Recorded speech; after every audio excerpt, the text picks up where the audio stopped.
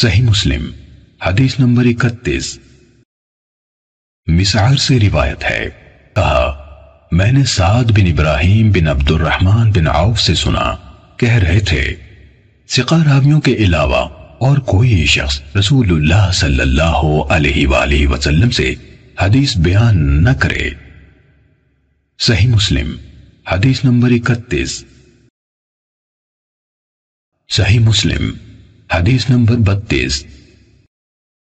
محمد بن عبداللہ بن قہزاز نے، جو مرو کے باشندوں میں سے ہیں، کہا میں نے عبدان بن عثمان سے سنا، کہہ رہے تھے میں نے عبداللہ بن مبارک رضی اللہ عنہ کو یہ کہتے ہوئے سنا، اسناد یعنی سلسلہ سند سے حدیث روایت کرنا دین میں سے ہے، اگر اسناد نہ ہوتا تو جو کوئی جو کچھ چاہتا کہہ دیتا۔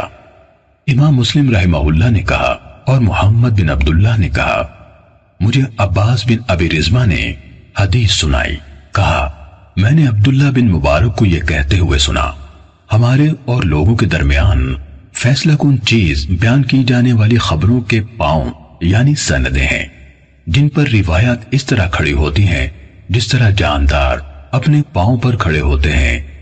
محمد بن عبداللہ بن قہزاز نے کہا میں نے ابو اسحاق ابراہیم بن عیسیٰ طالقانی سے سنا، کہا میں نے عبداللہ بن مبارک سے کہا ابو عبد الرحمن وہ حدیث کیسی ہے جو ان الفاظ میں آئی ہے، نیکی کے بعد دوسری نیکی یہ ہے کہ تم اپنی نماز کے ساتھ اپنے والدین کے لیے نماز پڑھو اور اپنے روزوں کے ساتھ اپنے والدین کے لیے روزے رکھو۔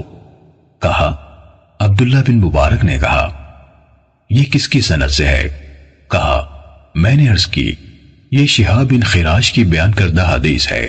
انہوں نے کہا ثقہ ہے۔ پھر کس سے؟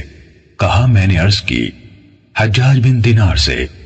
کہا ثقہ ہے۔ پھر کس سے؟ کہا میں نے عرض کی رسول اللہ صلی اللہ علیہ وآلہ وسلم نے فرمایا۔ کہنے لگے ابو اسحاق، حجاج بن دینار اور رسول اللہ صلی اللہ علیہ وسلم کے درمیان کٹھن مسافتیں ہیں جن کو عبور کرتے ہوئے اونٹنیوں کی گردنیں کٹ کر گر جاتی ہیں، لیکن صدقہ میت کے لیے فائدہ مند ہے، اس کے بارے میں کوئی اختلاف نہیں۔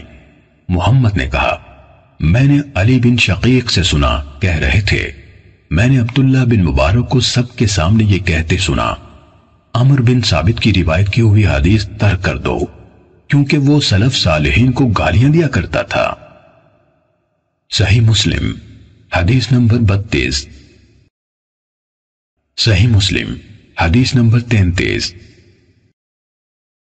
ابو نضر ہاشم بن قاسم نے حدیث بیان کی، کہا ہم سے بحیہ کے مولا ابو عقیل یحییٰ بن متوکل نے حدیث بیان کی، کہا میں قاسم بن عبیداللہ بن عبداللہ بن عمر جن کی والدہ ام عبداللہ بنت قاسم بن محمد بن ابی بکر تھیں اور یحییٰ بن سعید کے پاس بیٹھا ہوا تھا کہ یحییٰ نے قاسم بن عبیداللہ سے کہا جناب ابو محمد، آپ جیسی شخصیت کے لیے یہ عیب ہے، بہت بڑی بات ہے کہ آپ سے اس دین کے کسی معاملے کے بارے میں کچھ پوچھا جائے اور آپ کے پاس اس کے حوالے سے نہ علم ہو نہ کوئی حل، یا یہ الفاظ کہے نہ علم ہو نہ نگلنے کی کوئی راہ۔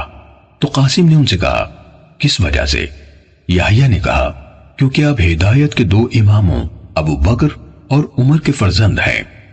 کہا قاسم اس سے کہنے لگے جس شخص کو اللہ کی طرف سے عقل ملی ہو اس کے نزدیک اس سے بھی بدتر بات یہ ہے کہ میں علم کے بغیر کچھ کہہ دوں یا اس سے روایت کروں جو ثقہ نہ ہو۔ یہ سن کر یحییٰ خاموش ہو گئے اور انہیں کوئی جواب نہیں دیا۔ صحیح مسلم حدیث نمبر 33۔ صحیح مسلم حدیث نمبر 34۔ بشر بن حکم عبدی نے مجھ سے بیان کیا، کہا میں نے سفیان بن عیینہ سے سنا، کہہ رہے تھے مجھ سے بہت سے لوگوں نے بحیہ کے مولا ابو عقیل سے سن کر روایت کی کہ کچھ لوگوں نے حضرت عبداللہ بن عمر رضی اللہ عنہما کے ایک بیٹے سے کوئی بات پوچھی جس کے بارے میں ان کے علم میں کچھ نہ تھا، تو یحییٰ بن سعید نے ان سے کہا میں اس کو بہت بڑی بات سمجھتا ہوں کہ آپ جیسے انسان سے جبکہ آپ ہدایت کے دو اماموں یعنی عمر اور ابن عمر رضی اللہ عنہما کے بیٹے ہیں کوئی بات پوچھی جائے اور اس کے بارے میں آپ کو کچھ علم نہ ہو؟ انہوں نے کہا بخدا اللہ کے نزدیک اور اس شخص کے نزدیک جسے اللہ نے عقل دی، اس سے بھی بڑی بات یہ ہے کہ میں علم کے بغیر کچھ کہوں یا کسی ایسے شخص سے روایت کروں جو ثقہ نہیں۔ سفیان نے کہا ابو عقیل یحییٰ بن متوکل بھی ان کے پاس موجود تھے جب انہوں نے یہ بات کی۔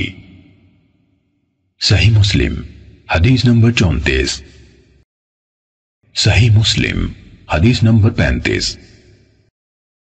یحییٰ بن سعید نے کہا میں نے سفیان ثوری، شعبہ، مالک اور ابن عیینہ سے ایسے آدمی کے بارے میں پوچھا جو حدیث میں پوری طرح قابل اعتماد یعنی ثقہ نہ ہو۔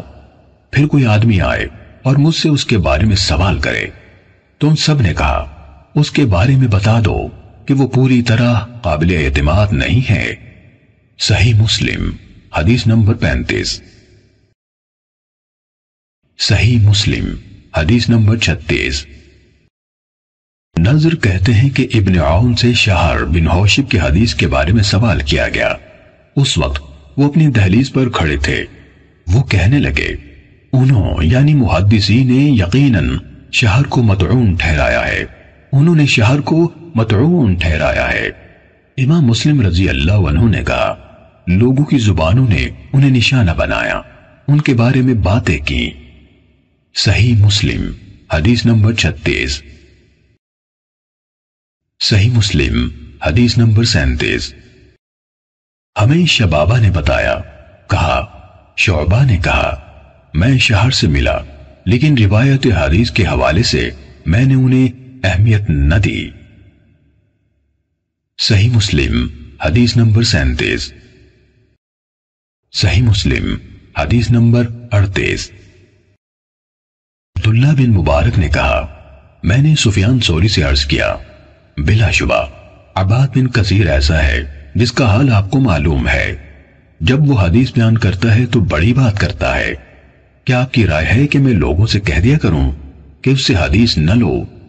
سفیان کہنے لگے کیوں نہیں؟ عبداللہ نے کہا پھر یہ میرا معمول ہو گیا کہ جب میں کسی علمی مجلس میں ہوتا جہاں عباد کا ذکر ہوتا تو میں دین کے حوالے سے اس کی تعریف کرتا اور ساتھ یہ بھی کہتا اس سے حدیث نہ لو۔ ہم سے محمد نے بیان کیا، کہا ہم سے عبداللہ بن عثمان نے بیان کیا، کہا میرے والد نے کہا۔ عبداللہ بن مبارک نے کہا میں شعبہ تک پہنچا تو انہوں نے بھی کہا یہ عباد بن کثیر ہے، تم لوگ اس سے حدیث بیان کرنے میں احتیاط کرو۔ صحیح مسلم حدیث نمبر 38۔